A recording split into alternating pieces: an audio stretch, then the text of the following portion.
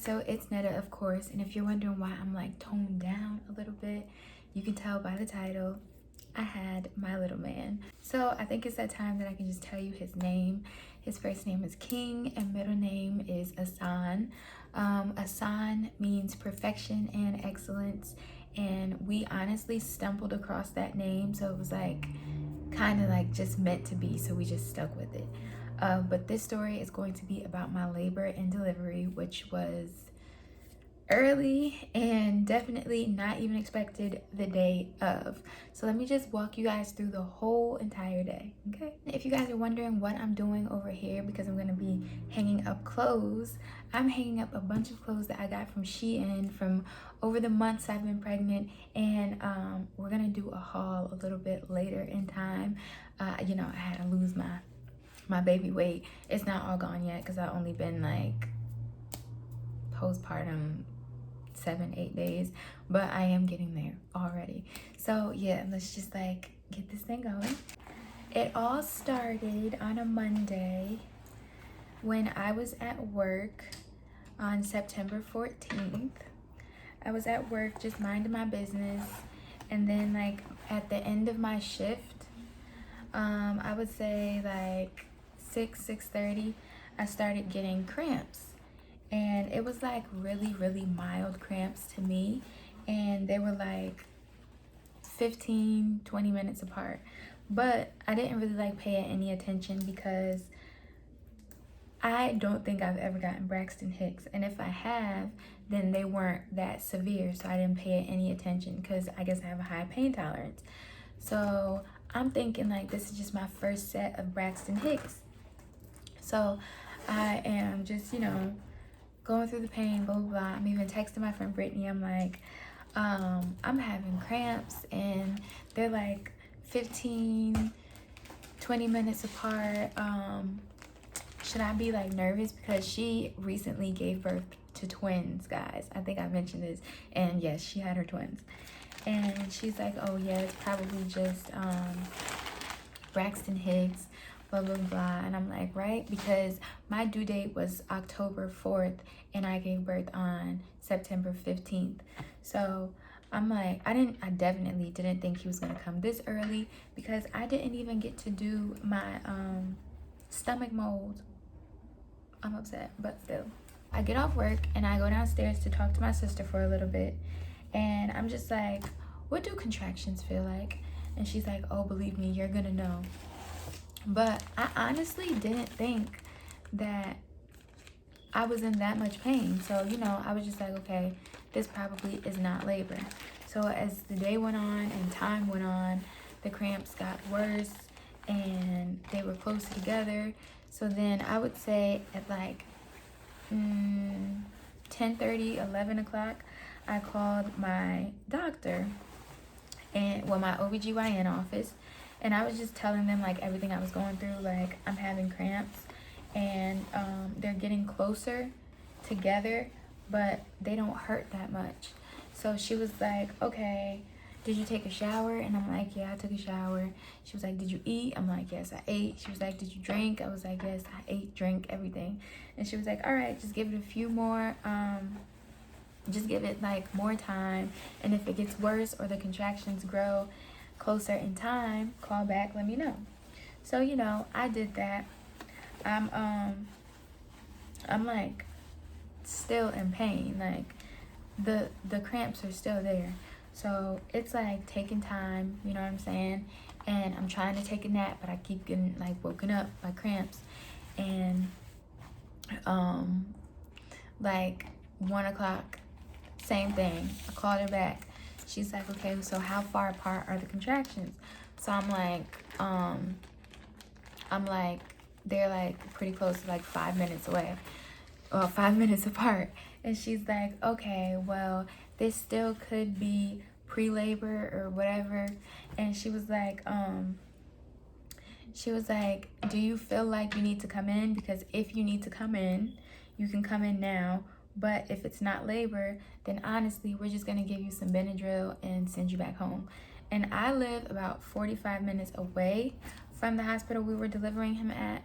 Well, 45 minutes back roads. It's probably like 30 minutes highway.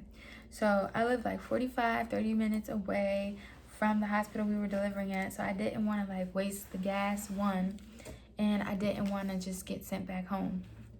So I was just like, okay, like I'm just gonna take another shower and, you know, see if anything changes.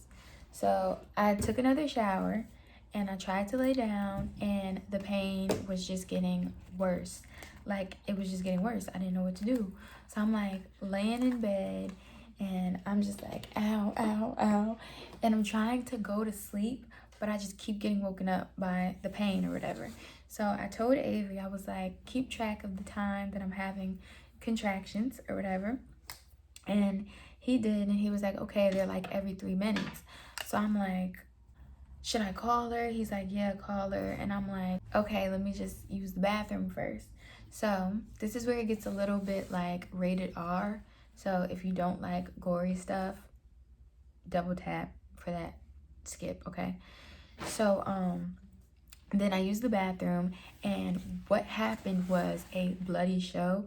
So that's like when, like, I think it's your mucus plug, it like drops or falls, and you have like a little bit of blood and mucus like there or whatever. So that's what happened when I was on the toilet. So I was like, Avery, and he came in there and he was like, you're bleeding. And I'm like, yeah. He was like, all right, we're going. So I called my doctor and I'm like, okay, I'm coming in. No, I think I called her before the bloody show and I was like, I'm coming in. But before I went to, like, before we got in the car, because it was going to be a long car ride, I just wanted to use the bathroom first. So I used the bathroom and that's what happened. And then I hope that doesn't fall, because if it falls, it's gonna wake him up. He's right here. I used the bathroom and then that happened. So then we called and said that we were coming, and they was like, okay, tell us when you get there, blah, blah, blah. So boom, we took my car because my car has the car seat in it, okay?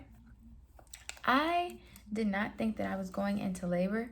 So my plan for the night / morning was to simply get gas before I went to work. Worst mistake, okay? We get in the car.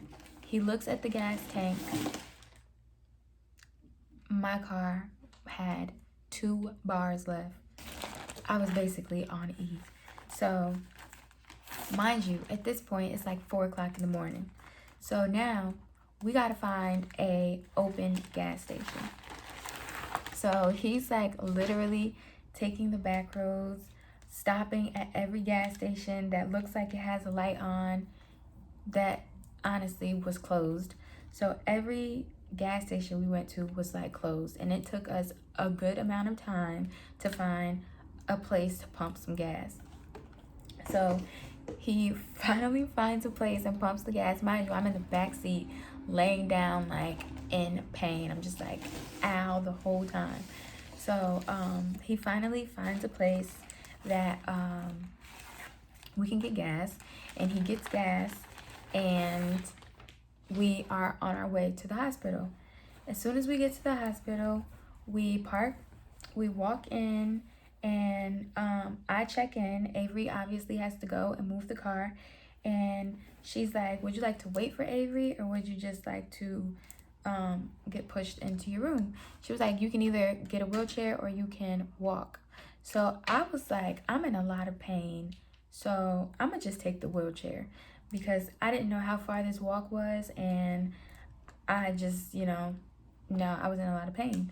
So I get in the wheelchair, she pushes me into the room or whatever, and like the pain is just getting worse, and I'm just like, ow, like I cannot take this or whatever, like what's going on? So then Avery comes and he's like, there, holding my hand, like you can do this, blah, blah, blah. So the lady checks me to see if I'm dilated. You guys, I was 9 centimeters dilated. 9 centimeters dilated, didn't even know it. I'm thinking that I didn't even hit. The whole time I'm going through these contractions, my mindset was this isn't even labor yet. Like the pain is only gonna get worse. So I might as well try to stick it out as much as I can. Not knowing I was already in like the worst stages of labor. I was 9 centimeters dilated, guys. 9 centimeters dilated. So as soon as she said that to me, the first reaction, the first thought that popped into my head was, do I still have time for an epidural? That was the first thing I said. And she was like, I don't know, we're gonna have to see, da da da da. So I'm like, well, get to it, whatever.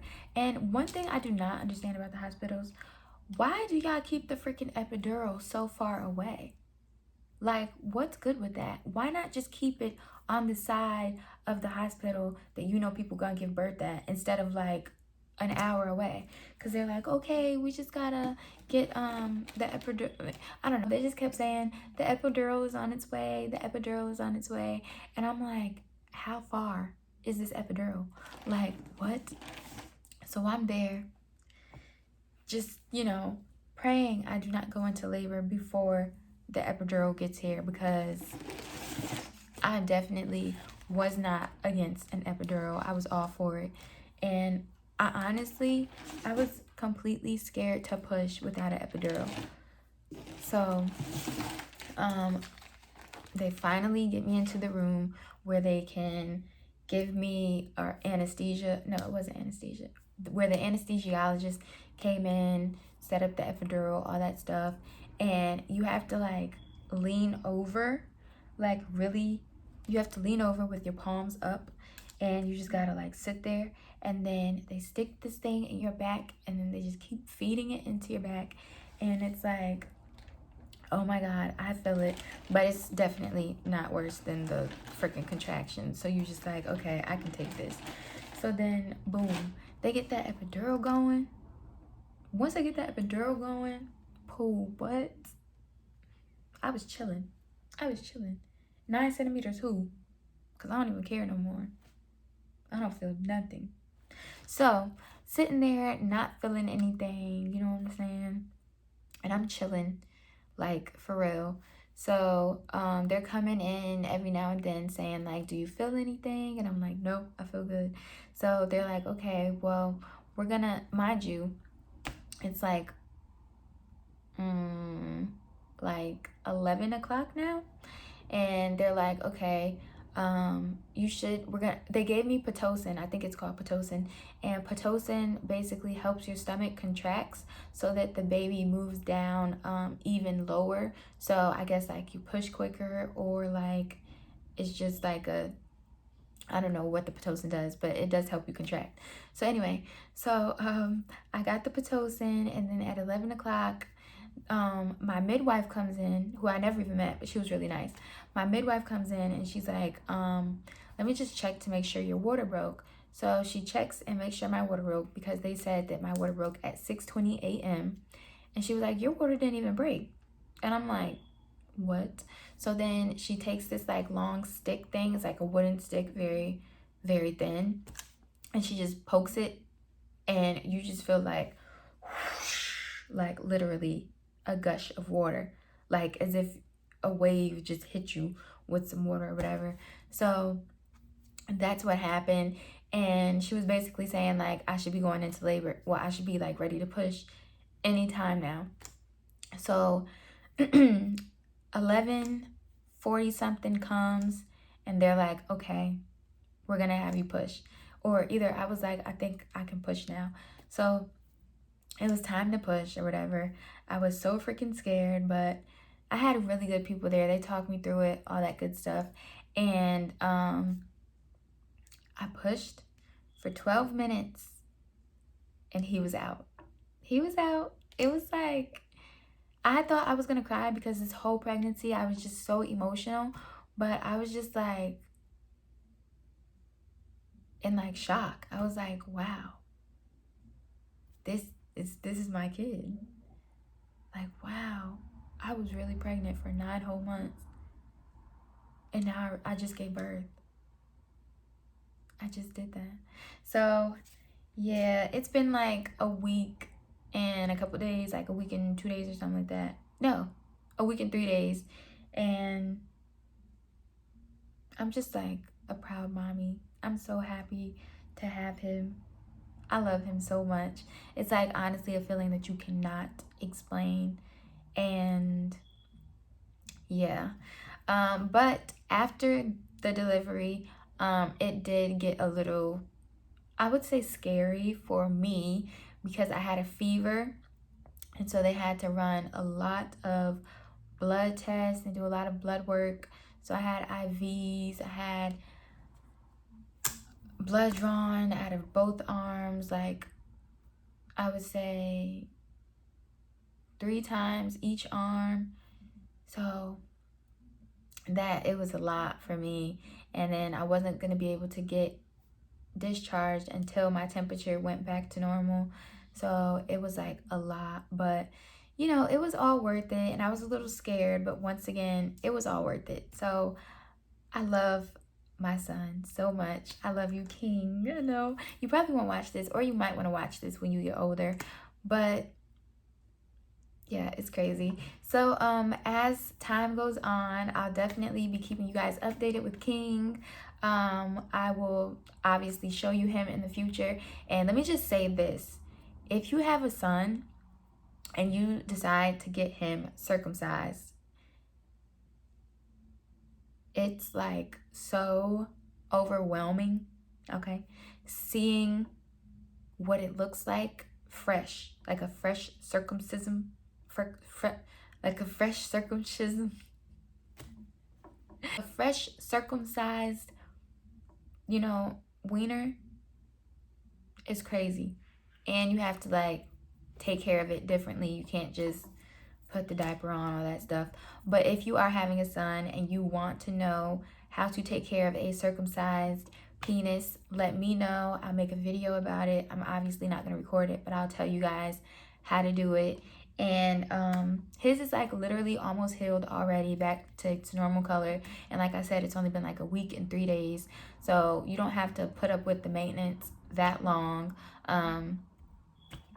Yeah, but other than that, I'm just in love. But thank you guys so much for watching this video, and I can't be that loud, but I will see you guys later. Bye.